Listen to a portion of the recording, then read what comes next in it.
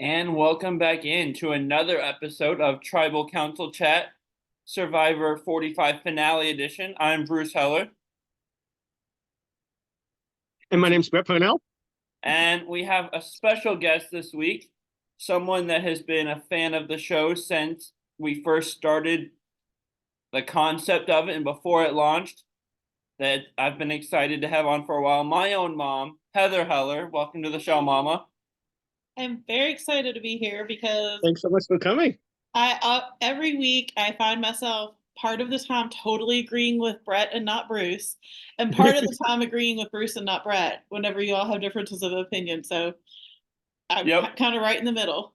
Nice. So, because Zoom gives us a time, do you want to guide us through this episode and make sure we stay on track? Yeah, absolutely. I've got everything down, especially since it's the main episode of the year and a really long one. Yeah, 3 hours is a long episode. Yeah. So let's get going. We'll start at 5. And what did you both think about kind of coming back into camp right after the blind side of Drew? The quote that stuck out to me from Austin was, he said, "I had 2 number ones. Now that Drew's gone, I only have one." And you and me were both wondering if he was going to hold it against Dee that she left him out. And that was very clearly a no 3 seconds in. That was quickly answered. I wonder sometimes too, and maybe I don't know if this is a female thing. I wonder how much it's female, male kind of that level of relationship and how females and males think of things differently. Like if a man had done that to him, would have he reacted the same as if Dee had done it to him? You know, because he's she says. Yeah. I got blindsided, and she says, "Are we still homies?" And he said, "Still homies." And I'm like, "You idiot! What is wrong with you?" Like, I don't know why women make men stupid and men make women stupid. You don't do that kind of stuff with your same gender. Biology. You know, is just, it's crazy to me. Well, showmances will do that to you, and it's why they don't work very often. Nope. They've worked a whole one time. I was like, just that one time. And the other thing is, Katura says something about it being so bad that they let Dee and Austin get to the end together. I just want to say, like, your weird little tunnel vision thing for half the season was a large part in that. It was. Yeah, I mean, really, Dee should write Katura a thank you note, because Katura was the reason Dee was able to get to the end. There was time and time and time again, other people would mention, at the slightest mention of Dee, Katura goes running. No, we have to get Bruce. We have to get Bruce. Bruce was not going to win. I mean, no. No, he wasn't. Seriously. I still don't understand this whole thing. Yeah. But so what stuck out to you from the post-tribal? Like you said, just that answer being that we get from Austin quick, it kind of reminded me of how quickly Sarah went back to work with Tony and Winners at War. Yep, after the Sophie vote. And also from Final 5, we have a challenge at camp for I was in the challenge. This was fun. I wanted to bring that up too. I had it in my notes because not only do we have this advantage challenge that we've seen in the new era, but they must have either been listening to some fan comments or maybe gone back and watched some old seasons, because this whole episode really comes out of some past great final episodes of Survivor. Like this challenge at camp is straight out of Panama with the Terry rivalry. Yeah, and I love Jake just being the ultimate like Survivor nerd / super fan. Yeah. And associating the numbers with the winner of that Survivor season. That made so much sense. It's like in my just general life, I'll hear a number and like I'll hear 18 and JT will pop into my head sometimes. So the fact that he was using that and used it to win is amazing. I love that they threw that in, because it's like you still have to work. You can't just socialize everything. You have to do stuff other than just your relationships. But the best part was them asking Jake what was the formula, what was the code, And he rattled off the 3 names. Yeah. And he's like, oh, I mean, and told him the numbers, like none of them are gonna know He's what he great. meant by the names. Like it was just that was a great Jake moment. That It and was. him reacting to Kelly's blind side by whoa. Oh, sorry. Whoa. Are my 2 favorite moments of him. But yeah. He's kind of his own highlight reel. As we'll see a few more times in this episode. He from day one, he frustrates me, but you can't help but like him because he's just, you know, Yeah. Yeah, like absolutely. somebody else I know. Yeah. But so Jake ends up winning. Yeah. Final 5 immunity challenge. He has a bit of an interesting moment there after knocking his bowls over. That's Final Four. What? Yeah, Oh, sorry. this was the challenge where he messed up and messed up. Yeah, this is the one where yeah. Well, he also has an interesting, not as interesting as the Yeah. other one, but interesting moment. I really like this advantage though, because I think Probst really nailed it when he said it's not a huge advantage to the point that it doesn't guarantee you the win just by winning this competition at camp. But at the same time, how many times we've seen this challenge twice before, both of which have been won by the same contestant, but it's been a very close challenge and that can be easily enough to win it by a few seconds. Yeah, for sure. And he might have won it had he not realized that piece was off to the side because they were Exactly back until then. Yeah, even with dropping the keys, I think he still could have won if he had just looked around. Like, and again, I kind of want to say, dude, have you not watched the show? How many times have we seen in especially in a crucial challenge? And I know they're thinking their brains are just depleted. Somebody dropped a puzzle piece on the ground, and or Yeah. just how many? It's happened a lot, and like, do you not remember that? Like, feel It around. really takes it looks so ridiculous, but it puts the human side into the show of how many times do we do similar things when we're out at the store or in our own job or whatnot that are so minor that people just do, but also don't cost you $1 million. Yeah, I mean, when I can't find my cell phone while I'm talking on it, like I don't have millions Yeah, of people watching me do that. And you that's don't have exactly it. probes pointing it out afterwards, like, "Hey, here's the big mess up you made." Oh, I kind of wish he wouldn't have done that. That broke my heart a little bit. I'm like, Yeah. the guy already felt bad. Did you have to make it worse? Like we all saw it. Jeff didn't have to point it out. He does that. So Austin wins Austin does win. and pulls off the Michelle kick right as he wins it, which I Yep. obviously loved. And what I have written down was because in our preview I had said I felt like Couture was just the most vulnerable at 5. Jake had an idol and the other 3 were together.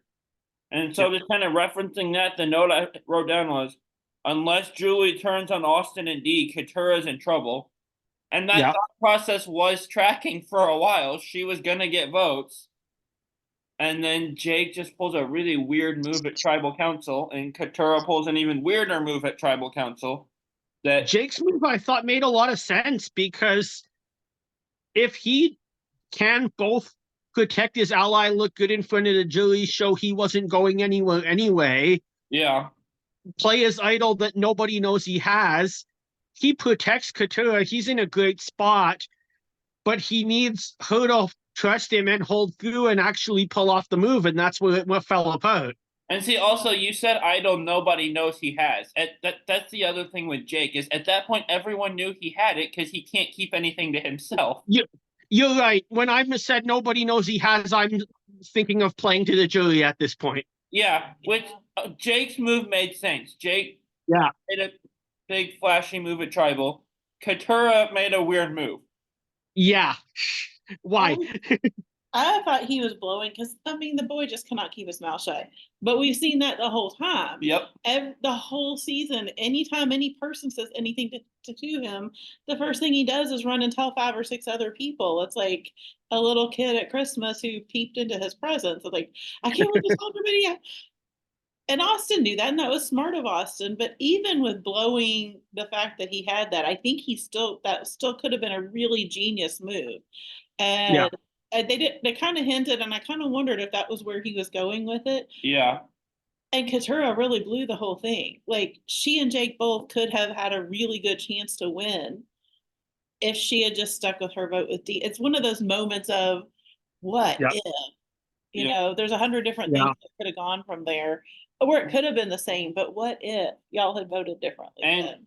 to me, what's just as weird as Katura's move at tribal council is her in the post-tribal and her interactions with Jake, who just played an idol on you, and you're telling them, oh, well, it's your fault because I didn't trust Yes. you. So terrible jury management. What are you Yeah. doing there? That could not be a dumber thing to say. Exactly. Yeah, I mean, and really, like, the whole trust issue, like, I get trust is huge, but at that point in the game, with that number of people left, nobody should trust anybody, really.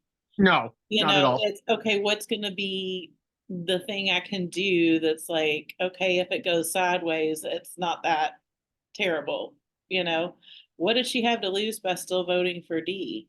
I don't Yeah. understand. Nothing. And if this is where communication comes in, because I think if he had told her, I might play this for you, that shows more trust than she had seen from him, I guess. But True.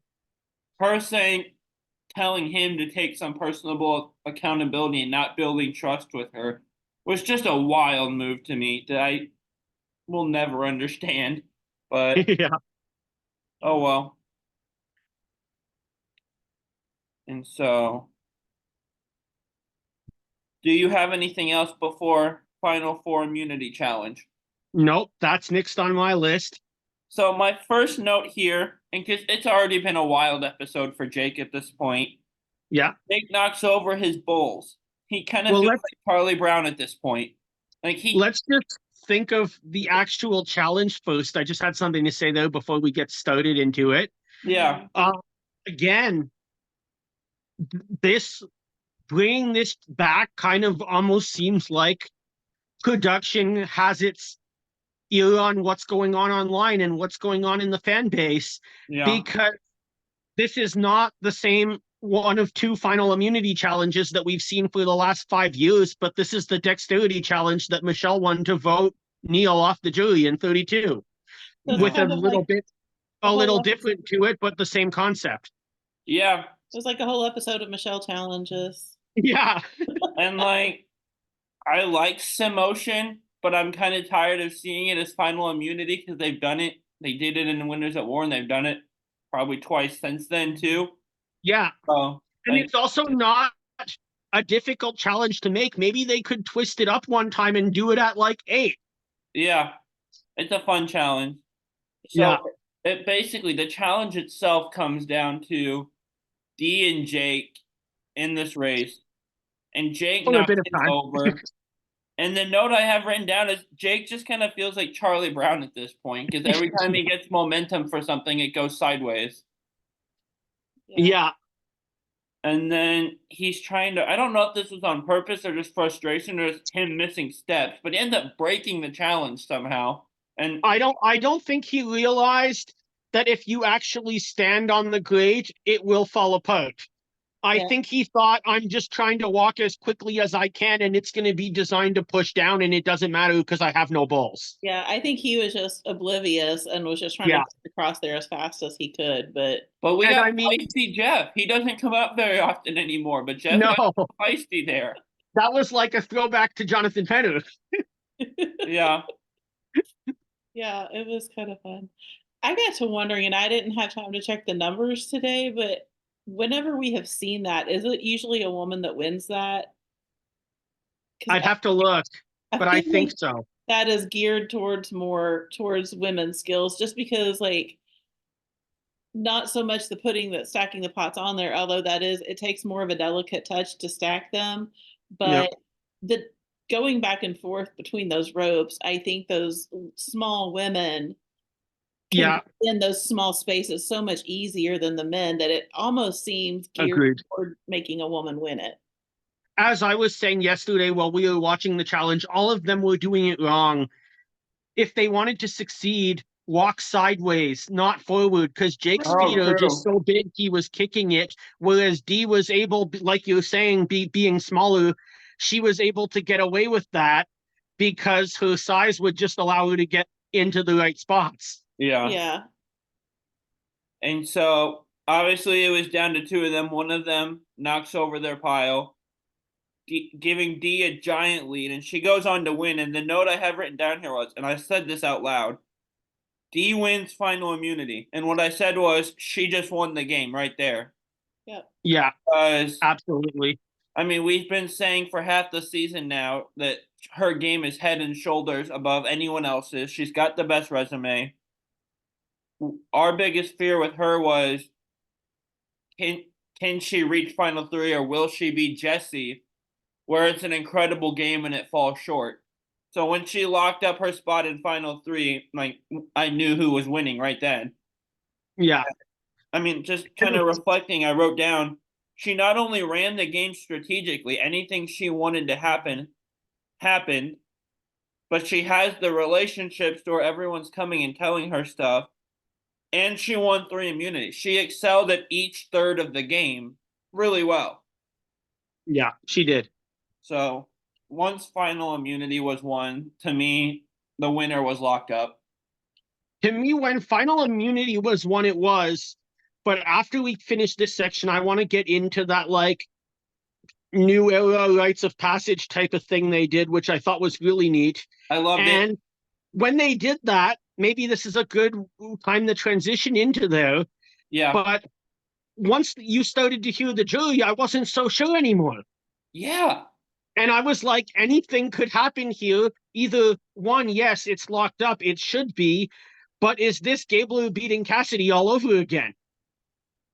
Well, and I always wonder like about the production and editing side of it because I kept Yeah. watching it and thinking some of them I thought seemed like, okay, I really would have expected that person to say that or see it that way. But some of them I wondered, did they have each jury member record one of these for each of the people that were left? And then production is kind of choosing which ones to make it look like it's anybody's game. I don't know. I mean, and that's not a bad choice if they were, but Yeah. And I do know they always did something like that, but usually they have the jury speaking in YouTube videos where they talk about the final three as opposed to actually in the show. So, and with the 90-minute episodes instead of 60, they've been able to bring back stuff that they just didn't have time for with the 60, like the that's intro song, like the Yeah. previously on where Jeff recaps stuff. And so shout out to the 90-minute episodes for also bringing rites of passage back in a way, because we have not seen this in Yeah. forever. I really miss it. I think it's an important part of the whole show. I mean, being clearly, I'm an old school Survivor person. Yeah. Watched from the very first episode when he was toddling around the room in a diaper. And very second for me. My grandma watched the first. Yeah, but that was an important part of it. You know, going back to the original when when the show first started airing, what we thought it was going to be was about, you know, not as much the political social game, but that was a part of it. And it was, how do you survive out here together? And how do you treat one another? How do you work together as a society to survive out here? Yeah. And the whole rites of passage thing kind of brought that back of, oh yeah, all of these people were important in some way. Exactly. Yeah. And so on our finale preview, we were talking about how, like, with a lot of new era seasons and other seasons since fire making, like with 42, Mike Turner's a fireman. You have a good idea he'll win fire. For 43, you had a pretty good idea Gabler would win fire. But we both said we had no idea who was good at fire or not this season. And Yeah, they've not really, they didn't show any kind of indication of anybody building fire at all this season. And No. the pre-fire scene in this finale kind of reflected that, because it's just wild. We have Dee basically telling Katura she's going in because she's likable. Jake wants to go in. Austin sees how bad he thinks Jake is, and Austin wants to go in and also wants it as a resume move as well as to try to take out Katura. I think Austin would have just been happy to go in because he knows he would have won. Yeah, he wanted to take out Katura, and he wanted to volunteer in front of the jury. And if Yeah. he had done that successfully, that might have been the other 2 votes he needed to win. True. Exactly. I have to say though, in the whole when Austin's trying to tell Jake how he's doing wrong building the fire, I was cringing so badly. Like, I don't know about you all. Like, I worked as a camp counselor where we had to build a fire a couple times a week, a campfire to cook out on. And Yep. I know from him doing Boy Scouts, there's different ways to do it, and the little box thing works. But I know if you want your fire to go up and be a big tall fire, you have to build the teepee this Yeah. shape with the layers. You start with the skinny sticks in the middle, and then you build fatter sticks in this shape. The square is not going to make your fire go high. And Austin was trying to teach him to build it in this little square, and I'm like, no, that's not going to burn the rope. Like, it has to go up. So I'm really glad he did not listen to Austin, just because Yeah. we would have been there for 3 more days trying to wait for one of those people to build a fire. Yeah. Would have been like Cook Islands all over again. I was just about to say that. But what's interesting is going into Final Four Tribal, I wasn't sure what move I would have made, because the obvious choice seems like Jake and Katura, but if you want Katura out, I mean, from what we saw in camp, Jake was struggling. That didn't come through Yeah. in the challenge, thankfully. But I think she ultimately did make the right move, keeping Austin. Oh, absolutely. And before we get to actual fire, Katura made an interesting move here. And she basically said in front of the jury, oh, well, what Dee told me was she's not taking me, she's putting me in fire because I've secretly made these moves. I've been playing under the radar. When that's not what Dee said at all. Dee said, you're No. likable, so I'm putting you in. Katura's trying to boost her resume there when that's not what happened. I felt like Katura was trying to make her final 3 jury speech, like her very final jury speech, telling why she should be the winner. And I'm like, you're around too soon on that one. Like, Yeah. But kind of bending the truth a little bit there too, because that's a lot. like moves you made are not why you're in fire. You made one move all season. You're just incredibly likable and have a really cool story, and they don't want to sit next to that. And Yeah, exactly. So going into the fire making challenge, great quote from Jake. I'm gonna make fire. I'm gonna burn through the rope. That's what's up. Yeah, Like, that was great. And it was. And he built a roaring fire that kept going through their little tribal conversation afterwards. Yeah. Yeah. I definitely think that scene with Austin and Jake was editing before we move on, because he clearly knew what he was doing. Yeah. So we have our final 3, Dee, Austin, and Jake. And what do you have here moving forward? Pardon? Where do you want to go from here? Just the final tribal, or final tribal format. That was a really interesting change that I liked. yeah, Going back to those, still kind of having a discussion with the whole jury, but Probst really gave each juror a chance to actually speak to the final 3 this time, as opposed to just speaking to each other. And I think that really giving them those chances to actually pose questions right to the final 3, I think did contribute to us getting really the closest result that we've got in decades. I think it made it more of a challenge. Yeah. And not just okay, this is going to really be suited to one person's skill or one person's story better. Exactly. Yeah. And it feels like a combination of like the old jury format where each person stands up individually, and the new one that started with Game Changers, where it's just kind of this free-flowing conversation with the jurors and the contestants. And they kind of found a way to mix both, which was really cool. I really liked it. And also it really put more emphasis on the players to decide what they want to talk about and what's important to them as a jury, as opposed to production saying, here's the 3 points of this game, now decide who did it the best. Yeah. I think really good questions were asked, and I think they were I like that they ask questions. I think, like I said, it needs to be a challenge. They need to perform and they need to be on their game. It is still a game and you are still playing. Yeah, And you're not going to just sit here and tell a sob story to win the game. That's not what this, exactly. like, that's a different TV show. But I really, really, really loved that there was none of the bitter juror speeches pretending to be a Yeah, question. Corinne. I hate that. Like, you knew what you were getting into. You knew there was a chance you would get voted out. Now you had a yeah, job to do. Do your job.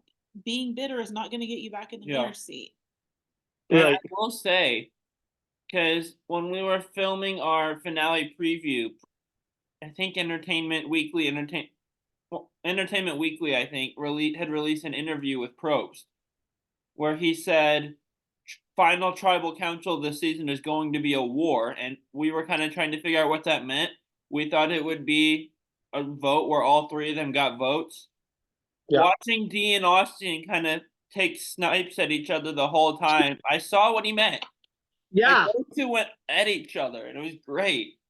I was really surprised Jake did not get any votes, but I will say this about the D Austin dialogue. My mom, we were at my mom's house, and she has not watched this the whole season. She hasn't watched it for several years. And she saw that, they were dating and stuff. And partway through that final couple, my mom says, those two aren't going to be dating for long. That was funny, but and they took some good shots, but like there was a couple times where Austin would try to make an argument in his favor, and Dee had a response that pretty much negated that. Like yeah. when he was talking about And how that's I had to let Drew go, like the Drew blindside was probably better for my game. I had to let him go, and Dee's like, "Well, actually, you didn't know that was happening. I left you out of that vote." yeah, And then also just dropping the knowledge of, oh, by the way, I'm the one that told Julie to play her idol. Like, yeah. Because of his idol. yeah, heavy shots right there that just really, I feel like hurt Austin. I felt like we're gonna hurt Austin's case. She still only won by 2 votes, but But that's where you got the sense where at first, like from that rites of passage era, like time of the episode, I was like, oh, I'm not so sure now. Once you started to see those two moments come out, then I was like, okay, she's won this again.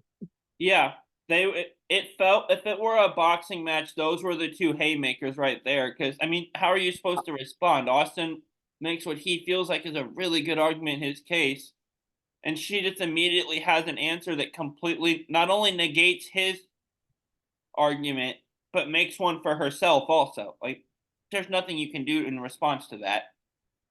Exactly. I think he was definitely, like, I hesitate to make this comparison, forgive me. I feel like for the past few episodes, at least, she's kind of been working a poverty number on him, A little bit. and Yeah. did she genuinely have feelings for him? Maybe, but she never contributed to that partnership. What he, Yeah. she gleaned everything from him and never gave anything back. She never Yeah. did the things he suggested. And he was just putty in her hands. And I really like him. I'd like to have seen him man up and be a partner or cut ties. And I thought he was a great player. I would have rooted for him, but I just kind of wanted to say, you're being too weak and letting her just run right over you. Like, Well, and I think it was real because I've read something today that they one of them said they are together and are trying to figure out the two different cities thing, and Yeah. the other said they're keeping their status private right now. So Well, they both if said, they weren't together, they would both just say that. So the fact that we don't know leads me to believe there's a chance they still are. I think one they of both said we're keeping it private, but hinted that when they're together, we'll see it on Instagram. Yeah, he did say that. So hopefully we get 2 straight seasons with a showmance that actually translates to real life. That'd be kind of fun. Yeah. Because the one from last season is still going strong, as far as I know. Yeah. So, and the last note I have is for once the best player won the season because we've seen it so many times, and I point to Jesse a lot because Jesse is one of my favorite New Era players. And until Dee, I believe he had played the best game of the New Era. But so many times we've seen the player that was the best player of the season get cut right before the end. And Yeah, finally saw the player that just thoroughly dominated all season. And after 3 immunity wins, I'm going to agree with the Kim Spradlin comparison that Kyle made on here a couple weeks ago. Just ran laps around everyone. And against a better cast than One World also. So it's not hard to be a better cast than that one, but well, Thailand exists, so Barely. I throw too much shade at Thailand, but it's just easy. But we finally saw the best player make it to the end and win the game instead of getting cut right before the end. Or Yeah. not getting the votes because somebody else just had a better sob story. Like, I don't like that either. Like, I will admit I wasn't Dee's biggest fan all season, but there have been seasons where somebody played great the whole time and then just had a little more of a sob story or, jerked on the heartstrings of the jury a little more and won.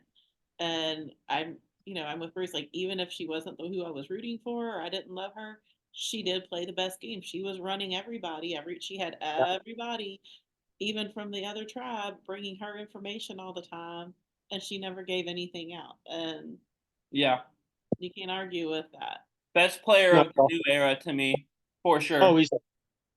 Not even close. I was gonna say not even close. If Jesse had won, it would be a conversation, but he didn't. So Agreed. But yeah, just overall fantastic season. My favorite season of the New Era. A great season for it to be our first season doing this show like live recaps. They gave us plenty to work with. That's for sure. I think it was definitely livelier and more good content. Yeah. We'll have to rank the New Era seasons at some point during the off season. But 45 is my favorite of the New Era. And so, do you have any other thoughts?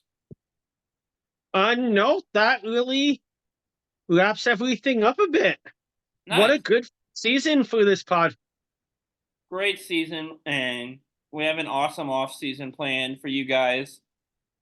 And that starts next week. We're going to keep going over the Christmas break, but for 2 weeks, we'll just be doing a bit of a fun segment as opposed to getting into anything that would take some work. Bruce and I are going to be doing our Survivor Second Chance cast like we did our Heroes versus Legends. Our Legends recently. Yeah, so be watching for that next week. It'll be 1 episode for each of us. Mama, thank you for coming on. Thank you for having me. I had a ton of fun. And we will see you guys next week. Have a great week. Have a great week. Merry Christmas and Happy New Year. Yep. Bye, guys.